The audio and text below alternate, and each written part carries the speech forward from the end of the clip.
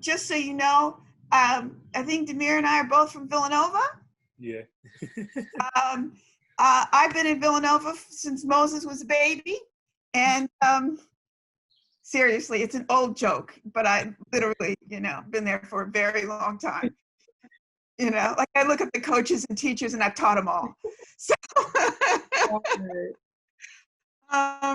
and I think what brings me to this conversation is I teach a course called African American or Black Rhetoric, and which is essentially a study of Black history through speeches. So that's one of the things that I do. My full-time job now is that I head the diversity office, which means essentially I'm in everybody's business related to diversity and inclusion at Villanova. So Cameron, why don't you tell us a little bit about who you are and what brings you to this conversation? Okay, so, of course, I'm Cameron Taylor. I go to Marquette. I'll be an incoming sophomore. Just for, giggles, my major is real estate. And today what brings me here is I'm really outspoken about, Black history, things that's going on in our Black community today, especially everything that's going on right now. And I just really love, learning about my history, not only slavery and the civil rights movement, but just the little stuff that kind of impacted our community too. So, yeah. Great. Demir? I'm Damir Cosby Roundtree, from Philadelphia, go to Villanova. I guess the reason why I'm here today is because I've been, again, like Cameron said, I've been real vocal about everything that's going on in our community recently. It's been weighing a lot on my brain and on my heart about everything that's going on. And, I had recently taken a class with Glenn Bracey, Dr. Nets, in critical race theory, and just learning from him and learning everything, like it's just been a lot, just thinking about how our society, oppresses Black people. So it's just been a lot on my mind and just thinking about that. And then, I had personally, been a part of protests and been trying to educate my peers on what's going on around us. So I just feel as though that I'm here right now just to, just to do that, just try to learn some more as well. I've been open to learning a lot of things as well. So it's just been a lot, so I guess I'm here to learn and to try to teach as well. I think, what they say, each one teach one, right? And I think that's so important. And maybe you'll be able to do Glenn Bracey proud and get a little critical race theory up in this conversation. I'll try to, make some openings for you. Basically, what we need to know to understand Juneteenth, and I know that both Cameron and Damir know this, that January 1st, 1863, President Lincoln issued the Emancipation Proclamation. And forgive me because I just can't help myself. I know you two know who ultimately was freed by the Emancipation Proclamation. Was everybody freed? Please teach us who was freed by the Emancipation Proclamation. Man, I can't even tell you. Definitely not, African Americans. They got, they got people from the South, the slaves, to go to war for them. That's it. They just try to get some money out of the South. That's what the North did with that. Oh, I love that Villanova education. All right. What we need to understand is that, and in my rhetoric class, we want to balance it. Now, don't get me wrong. To the Black community, right?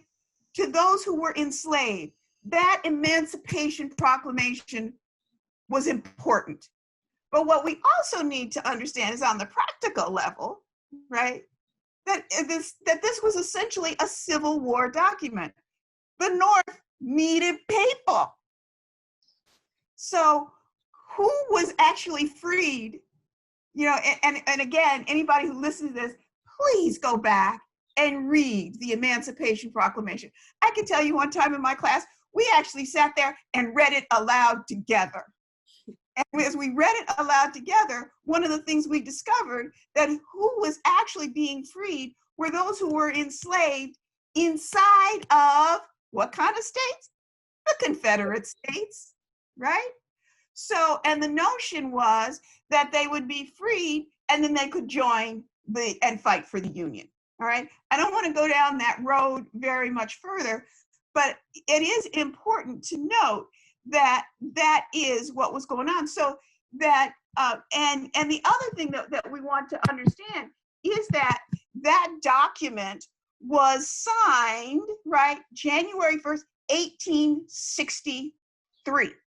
But it wasn't until almost 30 months later that on June 19th, 1865, that General George Granger rode into Galveston, Texas, which was the westernmost Confederate state, right, with federal orders that all enslaved people were now free. And one of the things that this date becomes so significant to us is that the Smithsonian's National Museum of African American History and Culture actually called Juneteenth our country's second Independence Day. I want to spend some time understanding what this all means to you. How did you both learn about Juneteenth?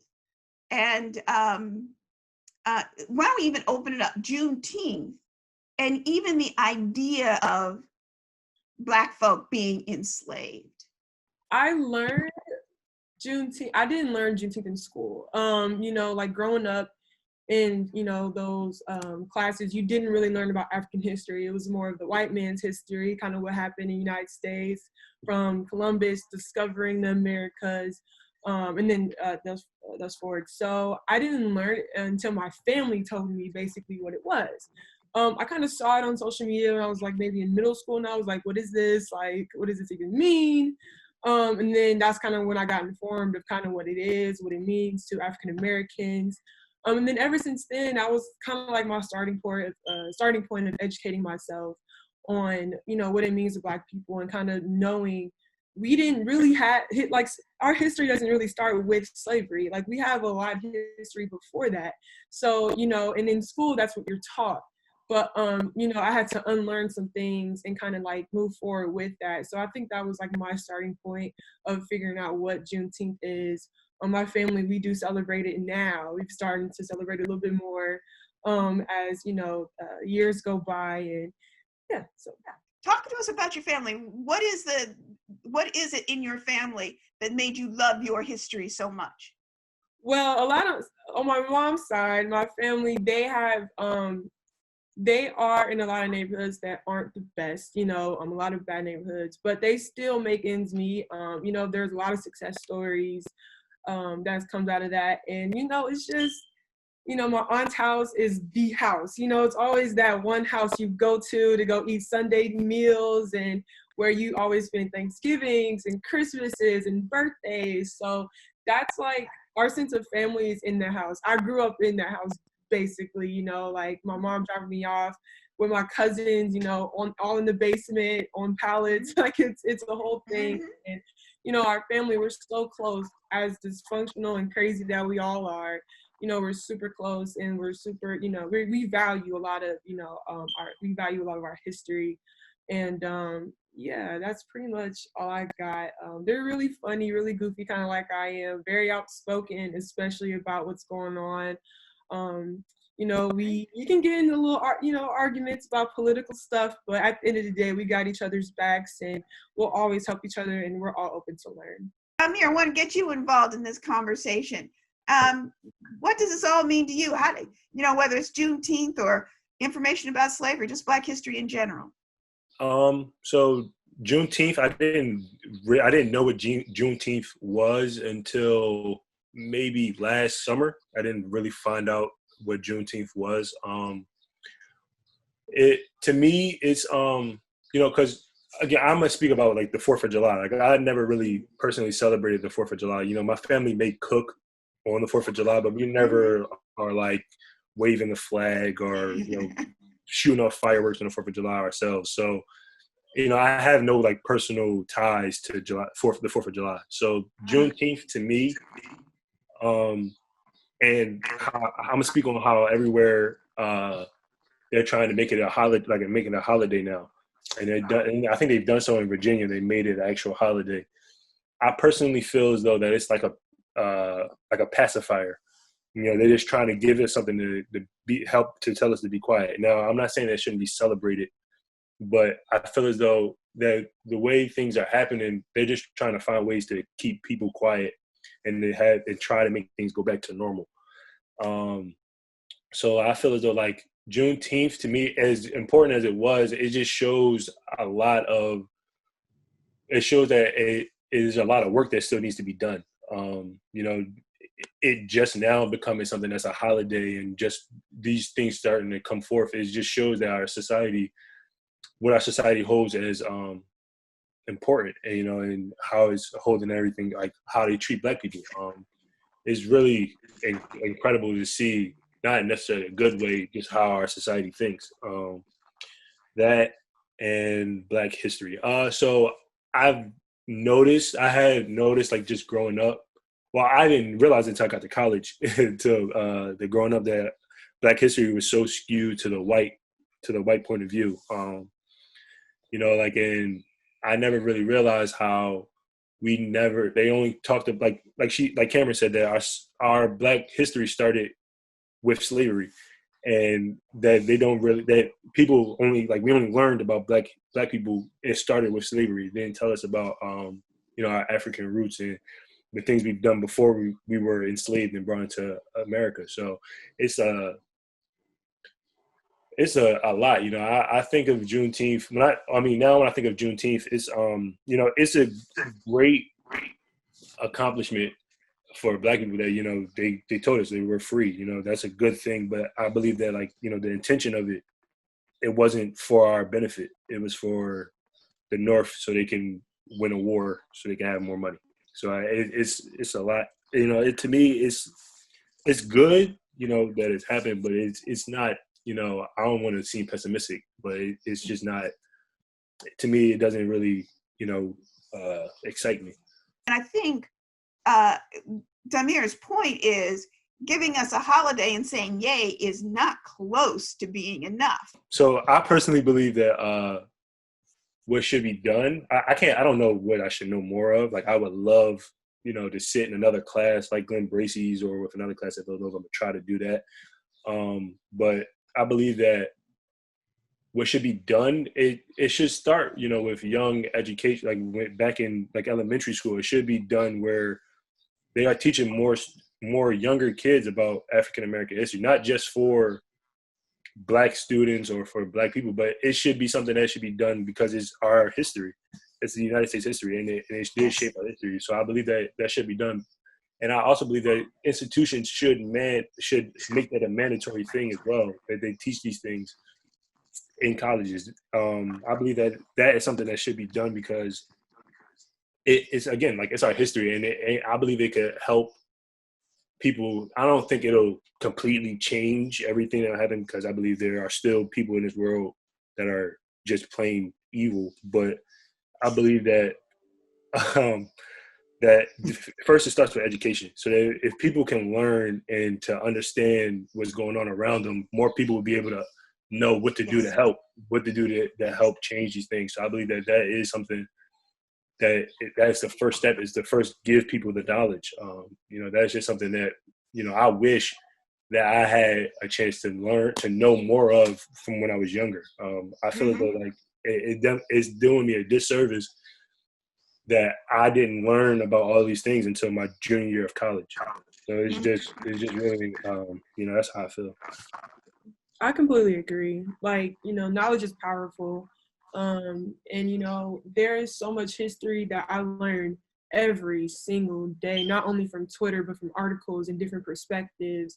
And I think too, police brutality isn't new. It's a reflection of a bigger problem. You know what I'm saying? It's a huge reflection of a bigger problem. Not only, the prison system and, police brutality and discrimination and housing, healthcare, education, the school, the prison pipeline. There's so many things that are reflections of the bigger problem, and that's systemic racism. So it's ingrained in American culture. It's it's in the soil of America. You know what I'm saying? So it's super difficult to bring to light of the situation because it's so traumatizing. It's very hard to talk about, but it needs to be talked about. You know what I'm saying? Kids need to understand why there is police brutality, why mass incarceration is a thing. You know what I'm saying? Because if you don't understand that history, you won't understand why there are hundreds of thousands of people protesting every day for police brutality. You know what I'm saying? Like, it's not the only problem. There's so many things, like a lot of people are saying, we're facing two pandemics, the pandemic of racism and the pandemic of this virus. So it's such a bias that's been passed down from generations to generations. For African Americans, the trauma has been passed down from generation to generation to generation, and it's hurtful. Like as a kid, you learn, like the first thing you learn is, okay, the police are bad, and instinctively, so just little things like that, I feel like should be put in our education systems, because if we don't learn our history, it's going to repeat itself. And I literally can't talk about what's going on today without talking about Reconstruction. Mm-hmm. Now, people look at me, start to roll their eyes and go, what's she talking about? But if we think about what happened during Reconstruction, and Cameron, you're nodding, so I think you know. I know. Yes, I do. Reconstruction was a time when there was this glimmer of hope. We had schools that were essentially teaching, and interestingly, they were teaching not only Black children, but they were teaching Black women how to run houses, how to manage budgets. And you know what? In 1877, it ended. Now, let's think about it. We had slavery in this country from 1619 until 1865. And by the way, I also have to get this in here. What ultimately ended slavery? Was it the Emancipation Proclamation? 13th Amendment. It was the 13th Amendment. Yep. Which was passed December 6, 1865. And so the question for me, I think, really goes to, so what? Where are y'all now? What you gonna do? I think the next step is, I don't know what the next step is, but I believe that my responsibility is to encourage people to vote and to educate themselves on what they're voting for. I think that's just the next step, is to try to change the system that we have, like try to do our best and getting people in that's going to make it better, not saying who they should vote for or anything like that, but they should definitely look more into it and educate themselves on who they're voting for and how they could change and what they're going to do to help change what's going on, both locally and nationally. So I think that's the most important thing. Okay. I think voting, but I hear you say more than voting, it's actually getting involved. And you know what? Everybody always thinks about the top of the ticket. I think there is so much going on in local elections. I'm in Philly too. I live in South Philadelphia.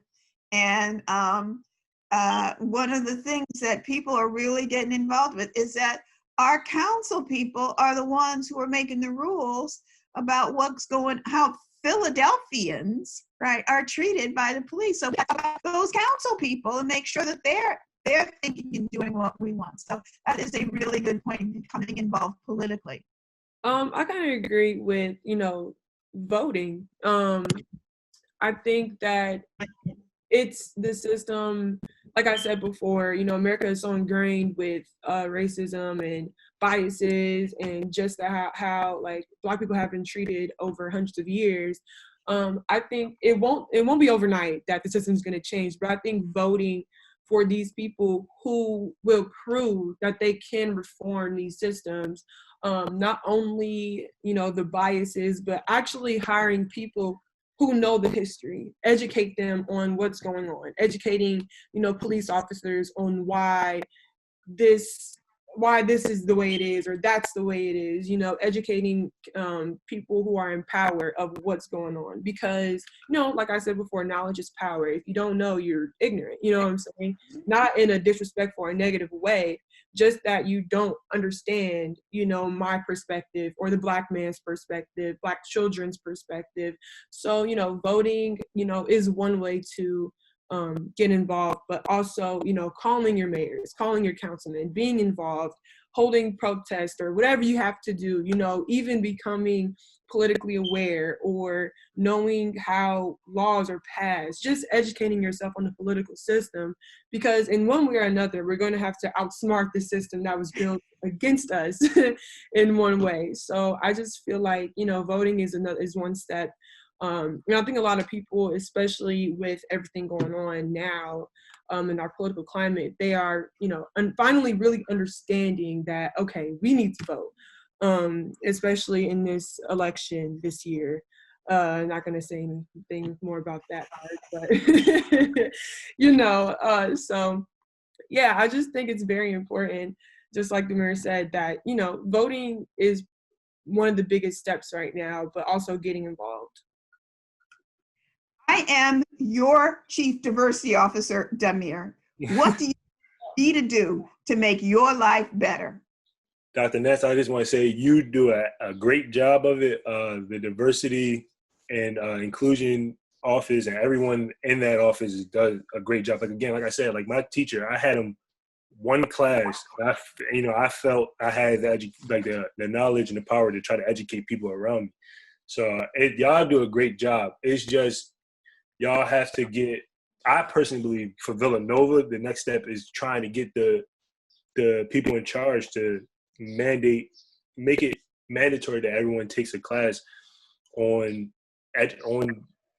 Black history or Black understanding what's going on with Black people, like even with the legal system, just understanding that. I think that making that mandatory would be the next step, and across the nation. If we can get that across the nation, I think that would be most beneficial to our society, to the United States. Just having people educated, because again, like everyone's saying, like knowledge is power, and the people that are learning, the people that are coming up next, that are going to be those leaders, are the people that are learning in college right now, that are seeing this right now.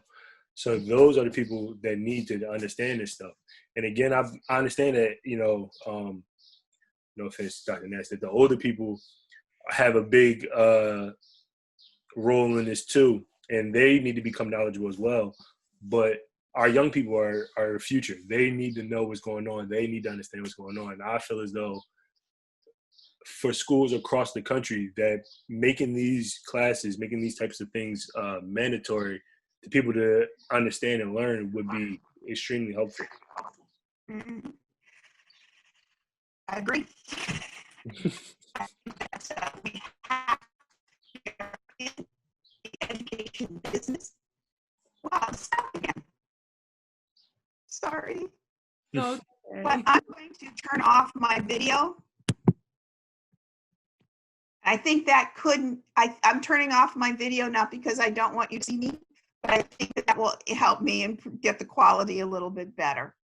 Okay. So I guess what Damir, we are only beginning. And I think that, and especially as I look at Cameron, one of the things that I am very concerned about is the fact that, and I guess for you too, is that students of color, particularly Black students, are not only carrying, the responsibility to learn, but they also have to learn how to deal with the systems in which they are currently operating, right? So they're dealing with the microaggressions in classrooms. You're dealing with the courses that really don't make sense to ultimately what you want to do. And they may be even dealing with, and I'm going to say this carefully because I want you to understand, with the fact that their high school education is not the same as the high school education of a lot of the people who are there. So that the playing ground is uneven. So one of the things I'm proud about is at Villanova, we're graduating folks at the same rate. But I know that I am asking my students of color, my Black students, to run harder and faster than the other students. And while you're providing the support you can, that's still a problem. So Cameron, I'm turning to you. What do you want your institution to do more for you? More just educating themselves on Black culture, Black excellence, Black struggle, Black pain. I feel like that, learning that perspective of, our people of color and our Black students will give people a better understanding on kind of how we feel, how we look at things. Like you pointed out, those little microaggressions. There's so many, even though it's small, it's a small thing, it's such a huge impact on people like me. I've dealt with my fair share of microaggressions ever since I was little with, oh, you're too pretty to be Black, or, what are you mixed with? And horrible. Like, yeah, I mean, but it's so normal. It's so, it happens frequently, and it's hard for people to really understand why it's not okay to, say stuff like that, or it's not okay to do this or do that, and I think just right now, I feel like even just the women's basketball team, we've been doing an excellent job of just bringing awareness to the situation. And, we have different colors and everybody from different places on our team. So it's really nice to understand the point of view of my white teammates and the point of view of teammates who look like me. Just kind of so we can all talk to each other, we can understand each other more and, be by each other's side, especially the week where everything was just way too much, going on. It was just nice for, even the men's team. I know they've been doing a lot. I know some of the guys who've been protesting in the streets.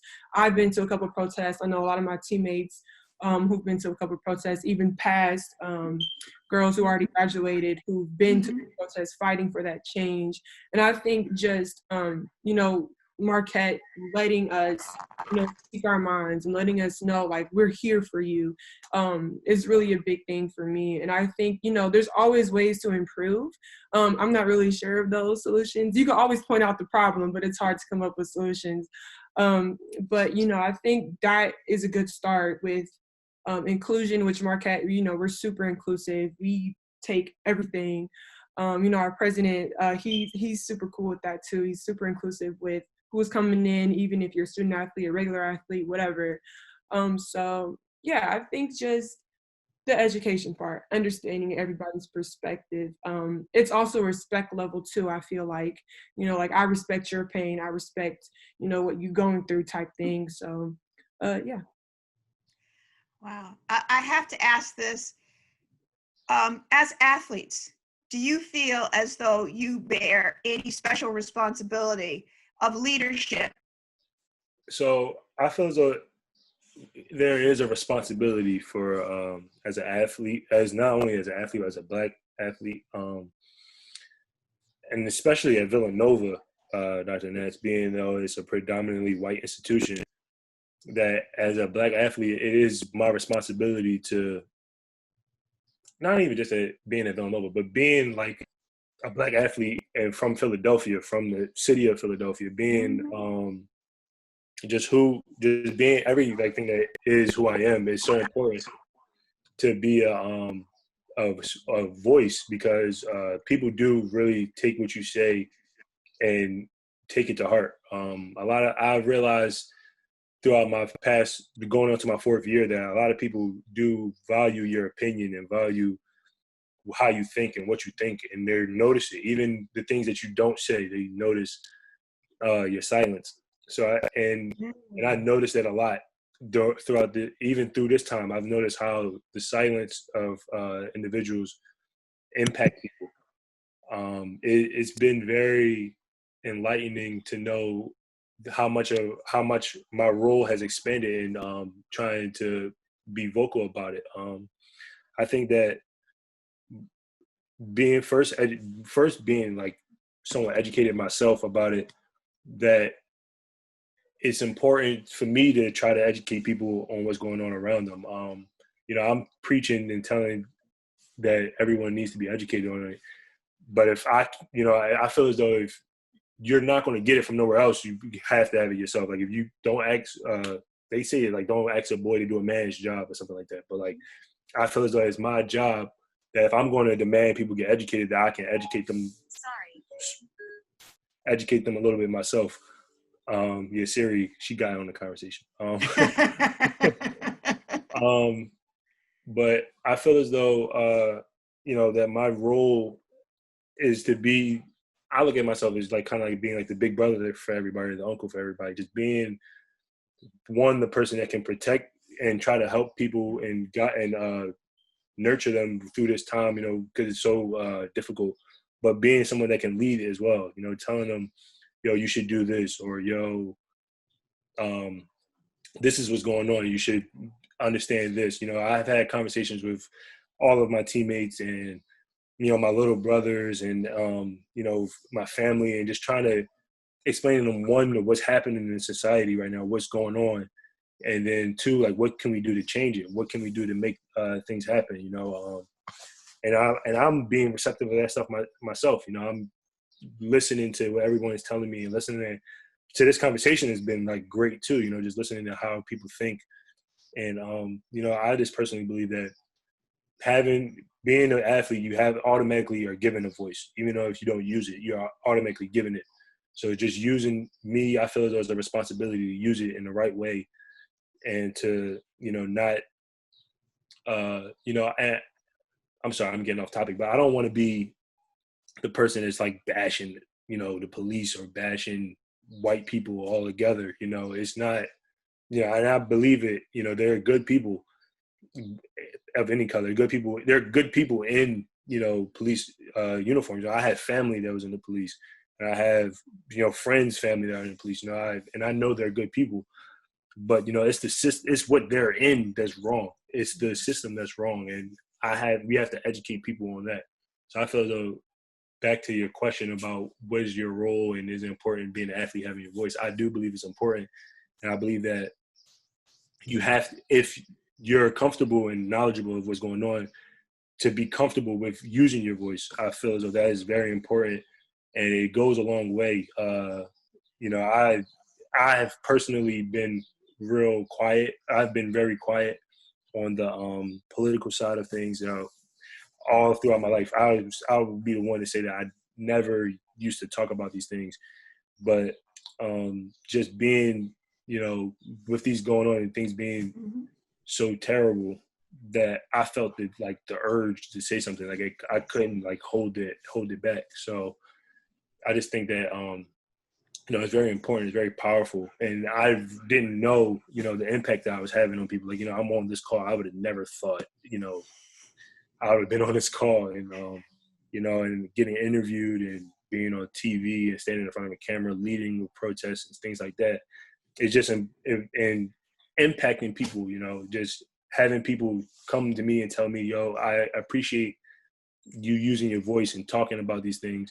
It makes it goes a long way. So I feel as though if you're comfortable, you feel knowledgeable enough, and you have the opportunity to use your voice, I think that you should. Absolutely. Yeah. Thank you. That's wonderful. Cameron. Yeah, I definitely agree. Being an athlete, you automatically have that platform to speak. I mean, sports, I actually was doing a discussion on this for class, but sports is the one of the few things that brings everybody together, no matter your political view, no matter, what color you are, what struggles you've been through, if you're rich, if you're poor, anything, so, the sun's going out, sorry, it's getting a little dark, but, I feel like, just as a Black individual and a Black woman, I have a responsibility, as a child, I was always outspoken, in middle school, I was always super outspoken. In high school, I was definitely, causing debates in sociology classes, stuff like that, going at it with teachers about certain topics and having those, formal debates. So I feel like, it's great being an athlete because as much as, we love sports and, we love basketball, is bigger than us. We are, we are Black. We do go through this every day. You never know what can happen, because people, they don't see you as a Marquette or Villanova student athlete who is getting a degree in whatever, they see you as a Black person. And they see you as, whatever they want to see you because of their own biases. So I feel like using my platform is like a burden, it's what I need to do. I feel like, you can be silent if you want to. I feel like that definitely speaks volumes, because this is not only, especially now, this is not only a Black issue in our community. Yes. This is a human rights issue at this point. You know what I'm saying? Like, it's not this, things like this shouldn't happen, especially the situation with George Floyd. Don't want to get off topic, but, it's awful. It's wrong, and it's hurtful, and people have been ignoring it for so long, and it's like, there isn't an excuse to ignore it. You can be silent about it, but are you educating yourself? Are you taking those steps to learn, okay, why is this happening? What is the root of all this stuff? And I think that's very important. But, if, you aren't speaking about it, and it's, I don't want to say this is harsh to say, but it's blatantly being ignorant and ignoring on kind of what's going on. Because it's there, it's in our face. You can't ignore it. We don't have the privilege to ignore it because it does affect us individually. Like, I've been pulled over for, no reason, and I was scared, you know what I'm saying? I don't have that privilege to feel safe. I don't have that privilege as a child to not fight for my life. You know what I'm saying? Like, I'm seeing children protesting. Like, you should be coloring in a book or something, not fighting for, not fighting to live. So that's kind of what I feel like I need to speak upon, because I have that platform to be that voice for people who don't have that platform, who are feeling that pain. Even in my town in Peoria, there's been a lot of cases where, kids have been shot and killed by the police just because, and it's definitely devastating. And, I feel like it's definitely a burden. We should be able to speak upon these issues, because, sports, we have that platform to speak to anybody with any political view or however they feel. So I feel like voicing our opinions, voicing our perspectives will help other people who don't understand to kind of know what's going on, and kind of understand where not only Black people are coming from, but Black athletes, because we still deal with stuff. Just because we're in a really great school and we get to rock the gear and get the little cloud and frame or whatever, we still go through things that everyday Black people go through on a daily basis. Yeah, that's true. One of the things that came to my mind is ignorance is not innocence. When people say, well, I just didn't know. You didn't know because you either were in a position not to know, right? Or you don't want to know. And I think that what I'm hearing from you both is that that's no longer going to be acceptable. Well, the last thing I want to say is, Tamar and Cameron, to me, you are the embodiment of hope. You mean to me what so many of the people of the ancestors on whose shoulders I stand wanted to see. I feel great pride in your accomplishments and faith that I know you are going to lead us where we need to go. Thank you so much for engaging in this conversation. And I will say, keep up the struggle, stay strong, and know that you always have a friend at 202 Talentine at Villanova. Thank you. Thank you for having me. Thank you.